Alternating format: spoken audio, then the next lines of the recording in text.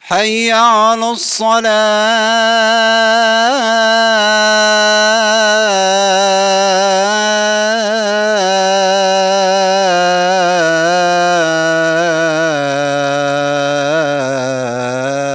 الصلاة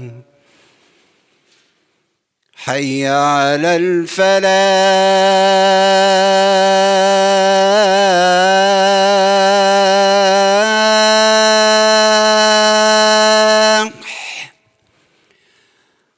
حي على الفلاح.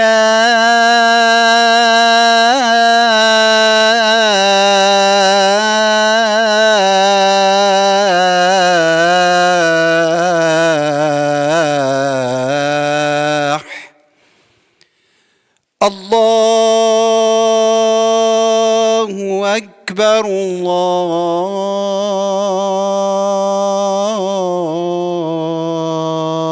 الله أكبر لا إله إلا الله.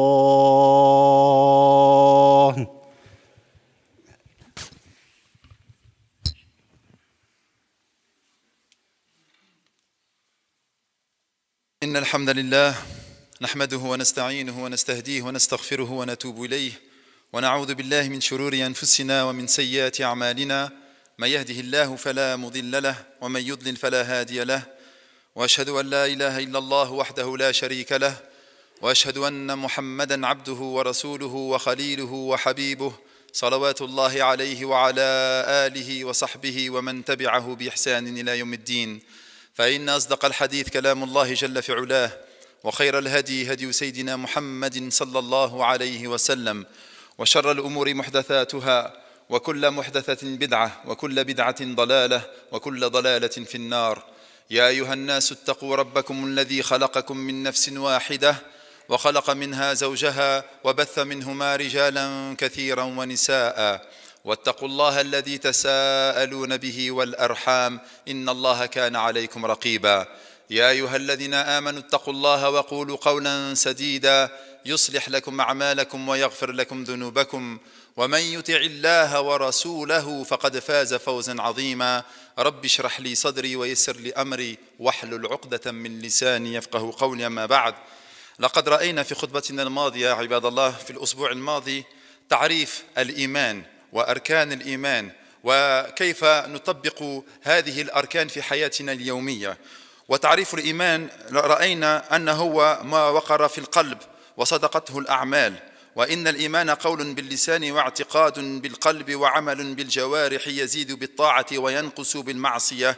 ولقلنا أيضا له أركان 6 وهي الإيمان بالله وملائكته وكتبه ورسله واليوم الآخر وأن تؤمن بالقدر خيره وشره. ورأينا أيضا أن للإيمان علامات وهو 70 شعبة، أعلاها قول لا إله إلا الله وأدناها إماطة الأذى عن الطريق والحياء شعبة من الإيمان. ورأينا أيضا تعريف الإيمان عند الله سبحانه وتعالى عندما قال الله سبحانه وتعالى عندما يتكلم على المؤمن قال إنما المؤمنون الذين إذا ذكر الله وجلت قلوبهم وإذا تليت عليهم آياته زادتهم إيمانا وعلى ربهم يتوكلون الذين يقيمون الصلاة ومما رزقناهم ينفقون أولئك هم المؤمنون حقا. وعباد الله رأينا أيضا قال الله تعالى من عمل صالحا من ذكر أو أنثى وهو مؤمن فلنحيينه حياة طيبة ولنجزينهم أجرهم بأحسن ما كانوا يعملون. Après avoir loué Allah Jalla fi'ula par ses noms les plus beaux et ses attributs les plus parfaits, et après avoir fait les prières et les bénédictions sur le prophète Mohammed salawatullahi alayhi, sachez mes chers frères qu'aujourd'hui je suis venu juste pour finir la khutbah que j'avais commencé la semaine dernière sur justement qu'est-ce que la foi. Nous avions vu très brièvement, et ce que je viens de dire en arabe, un rappel. Qu'est-ce que c'était la foi? La définition de la foi. On a parfois mal compris ce que c'était avoir foi en Allah Jalla fi'ula. Et des fois, nous voyons des gens qui sont en train de faire des actions ghariba, étranges, des actions qui sortent de l'ordinaire. Et on se pose la question, mais pourquoi il fait ça? Et regardez des fois ce que l'on dit, ah lui ça se voit, il a la foi. Pourquoi il a la foi? Parce qu'il croit en l'impossible. C'est ça, avoir la foi. C'est de croire en l'impossible. C'est de croire que tout est possible lorsque nous avons Allah subhanahu wa ta'ala avec nous. Et c'est la raison pour laquelle, parfois, nous voyons des gens, nous voyons des frères et nous voyons des sœurs qui vont admettre à commettre certaines actions et qui vont faire des choses où on se dit, mais qu'est-ce qu'il est en train de faire? Elle est sérieuse? Il est sérieux? Eh bien, en fait, ce sont des signes que ces gens-là ont la foi. Nous avons vu également que la foi ne pouvait pas simplement être proclamée par la langue et qu'il y avait une validation de notre foi également par les actions. Nous avons vu également que la foi, elle augmentait avec l'obéissance et qu'elle diminuait, subhanallah, avec la désobéissance, en s'éloignant d'Allah, subhanahu wa ta'ala. Nous avons vu également que parmi les signes de la foi, et ça c'est pas facile, c'est de la proclamer avec la parole, de dire la ilaha illallah. Je me retrouve dans un repas d'affaires et à mes collègues non musulmans qui sont en train de mettre une bouteille d'alcool sur la table. Là, ça va être dur de se lever et de partir. Ça va être dur de proclamer quoi? La ilaha illallah. Non, je ne peux pas m'asseoir avec vous, mes collègues. Pourquoi? Parce qu'il n'y a nulle divinité digne d'être adorée si ce n'est Allah. Et que je suis croyant. Et que mon prophète Muhammad salawatullahi alayhi m'a interdit de m'asseoir avec des personnes qui boivent de l'alcool. Il n'y a pas de problème, buvez et après on se retrouvera au boulot pour finir la réunion. Peu importe. Mais proclamer la ilaha illallah, ça veut dire quoi? Se dire qu'on est musulman.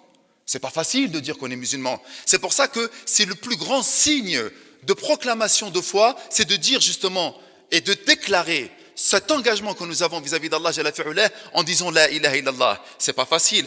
Et le degré minimum également de la foi qui va montrer en fait que nous sommes des croyants, qui va matérialiser, concrétiser notre foi, c'est lorsque nous voyons quelque chose dans la rue, une poubelle renversée, un morceau de verre, un clou.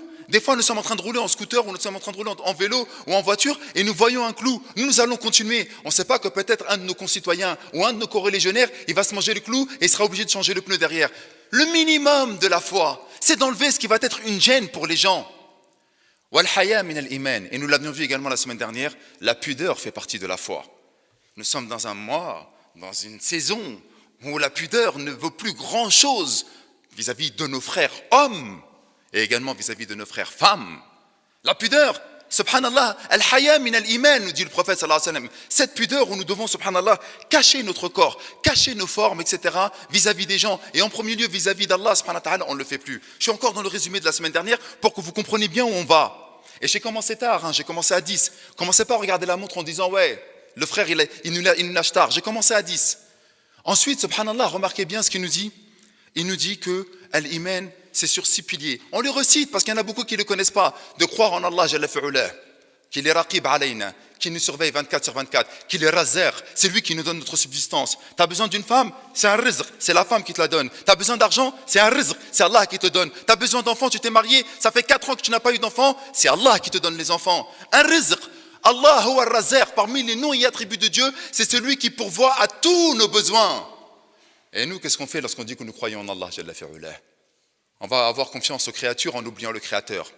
On va avoir confiance aux causes en oubliant le maître des causes. Aïna imanuna billahi subhanahu wa ta'ala. Où est notre foi en Allah subhanahu wa ta'ala? Ensuite, croire aux anges. Je l'avais cité avec plusieurs exemples. Les anges, ils sont tout le temps avec nous, mais on ne les calcule pas. Nous ne les respectons pas. Nous ne faisons pas attention à leur présence. Troisième des piliers également, de croire aux prophètes, d'abord aux livres et à tous les prophètes. De savoir que l'islam, ce n'est pas une religion d'arabe ou de noir.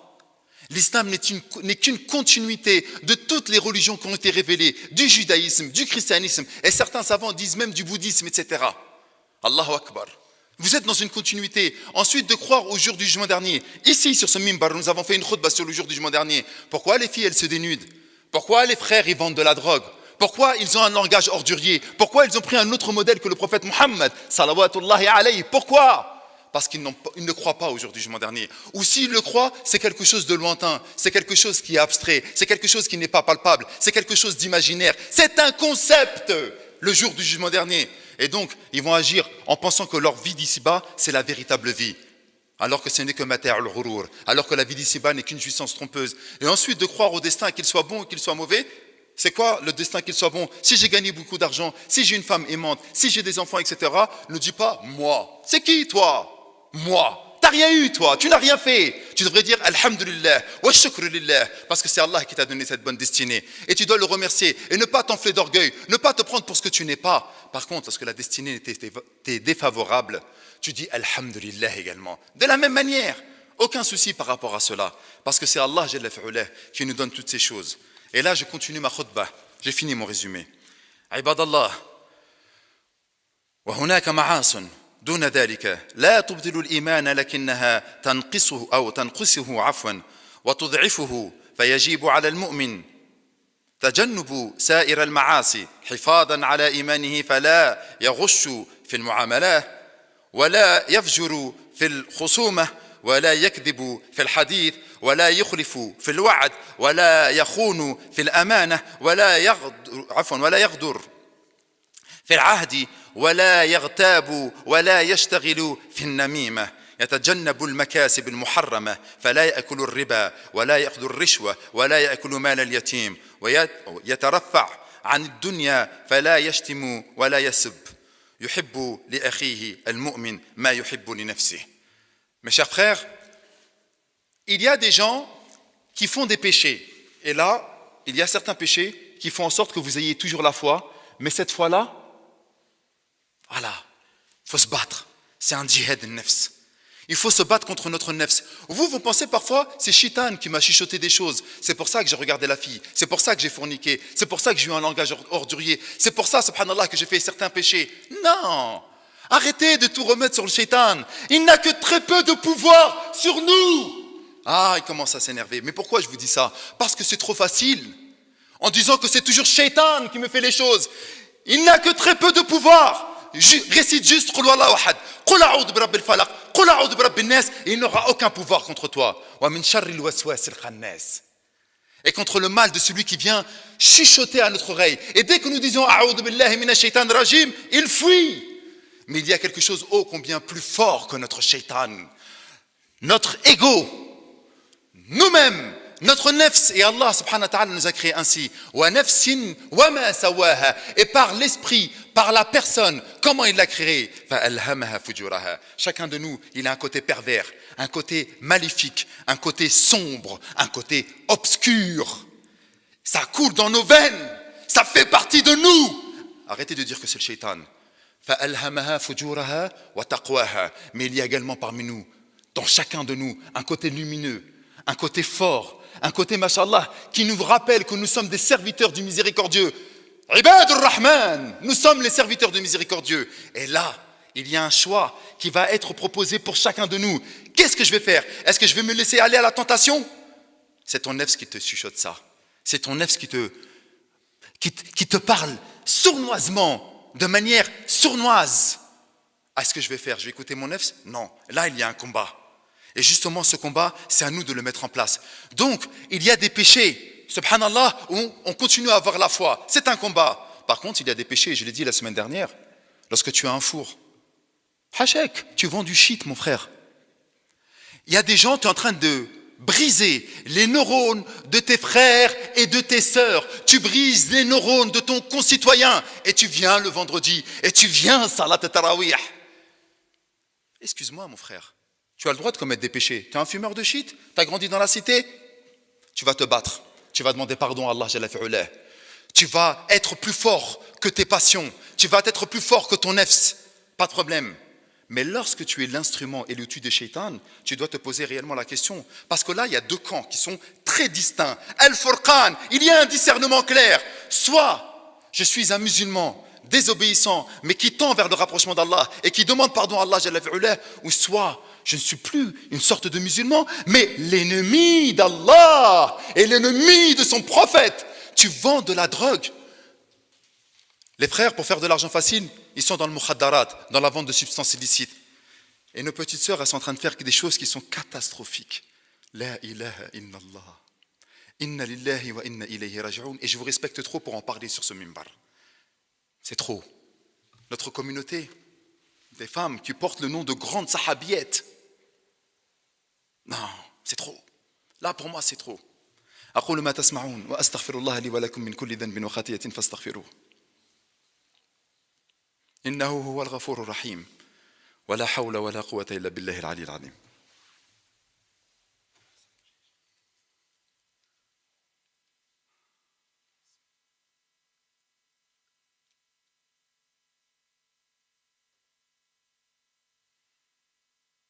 Alhamdulillah.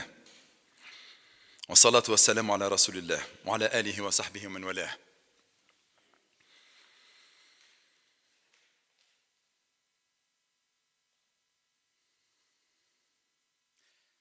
يحب لأخيه المؤمن ما يحب لنفسه يصلح ذات البين عملا بقوله تعالى إنما المؤمنون إخوة فأصلحوا بين أخويكم يتألموا لألم إخوانه المؤمنين عملا بقوله صلى الله عليه وسلم مثل المؤمنين في توادهم وتراحمهم كمثل الجسد الواحد إذا اشتكى منه عضو تداعى له سائر الجسد بالسهر والحمى ومن صفات المؤمن الشكر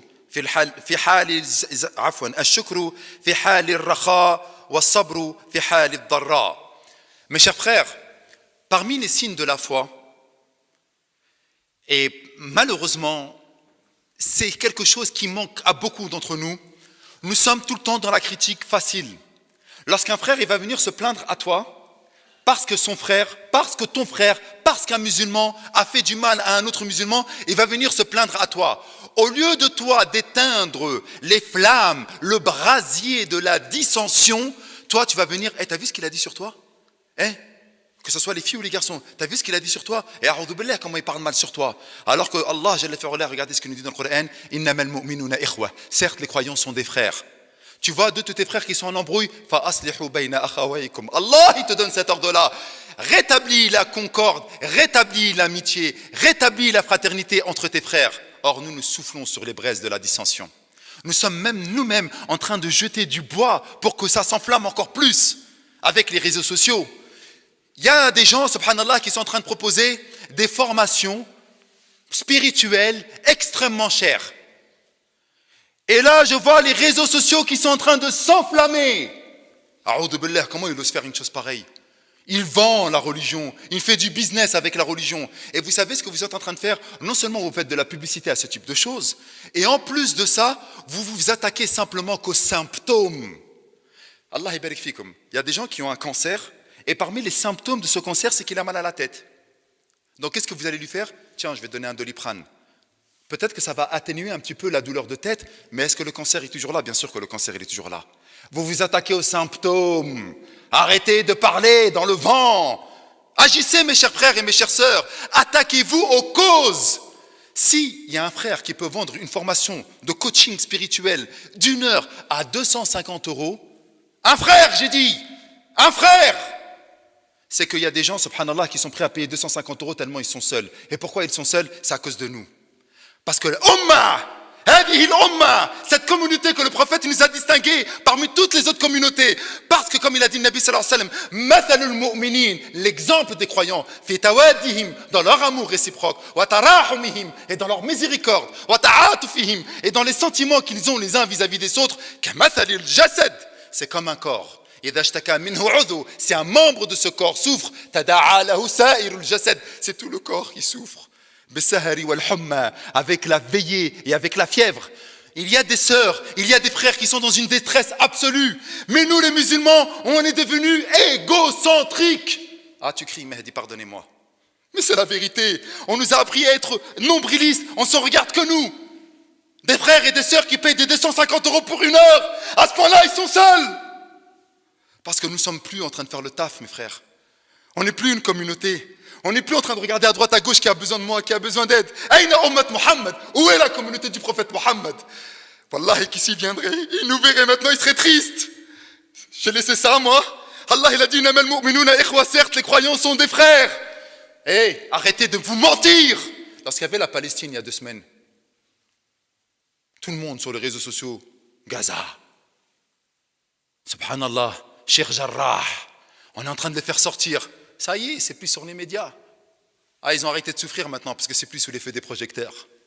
Allahu Akbar. Aïna dua. Elles sont où la vocation? Je parle de quoi là, les frères? Je parle de vous, je parle de moi. Je parle du degré minimum de la foi. C'est d'aimer pour son frère ce que vous voulez pour vous-même. Nos Palestiniens, ce ne sont pas nos frères.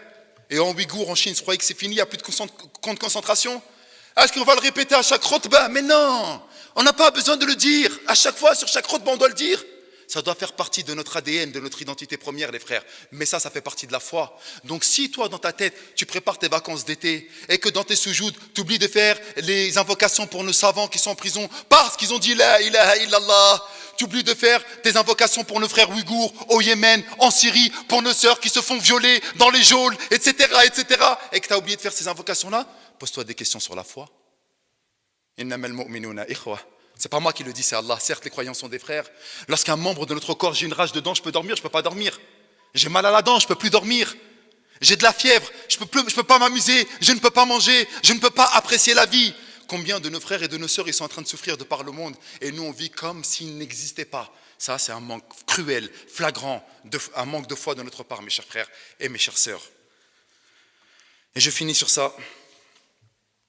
أيها المؤمنون وكما أن المعاصي تنقص الإيمان وتضعفه فإن الطاعات تزيد الإيمان وتقويه قال تعالى إنما المؤمنون الذين إذا ذكر الله وجلت قلوبهم وإذا تليت عليهم آياته زادتهم إيمانا وقال تعالى هو الذي أنزل السكينة في قلوب المؤمنين ليزدادوا إيمانا مع إيمانهم فالإيمان يزيد بتلاوة القرآن ويزيد بفعل الطاعات ويزيد بمجالسة الصالحين ويزيد بذكر الله تعالى قال الله جل في علاه الذين آمنوا وتطمئن قلوبهم بذكر الله ألا بذكر الله تطمئن القلوب.